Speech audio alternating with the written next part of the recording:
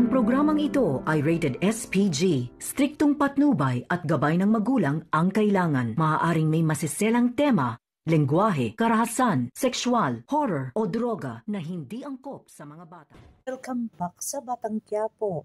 Ngayon ay matutuklasan na natin at magkakarap na itong si Ramon at saka si Marites at dito na malalaman ni Ramon kung sino itong isang babaeng kanyang tinutukan ng baril. Dito na nga ay talagang matapang na si Tanggol na haharapin ang lahat ng kanyang mga kalaban na kung saan kasama na ang kanyang mga kaibigan.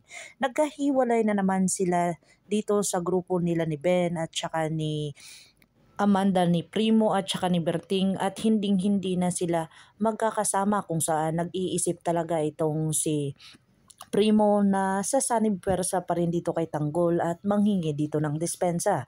Pero nagmamatigas itong si Amanda kung saan talagang kinukumbinsi pa ito ni Primo. Dito na nga kaya magsisimula ang paghahagis ng lagim ni Tanggol na kung saan wala na siyang kinakatakutan. At talagang natuklasan ni Tanggol kung sino itong si Beng na misteryosang babae. Dito na nga niya nakita ito sa libing ni Bubbles at ni Mayor kung saan kinuha niya talaga itong si Bubbles kung saan pinaninindigan niya ang pagiging ina nitong si Beng. Dito na nga kaya talagang nilipat ni Tanggol ang bangkay ni Bubbles doon kung saan siya nararapat.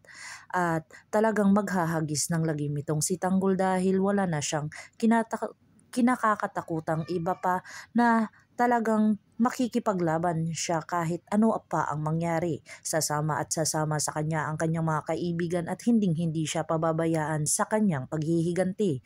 Pakakaabangan natin ang mga susunod pa na episode ng Batang Quiapo kung saan napakatindi na ang labanan nito.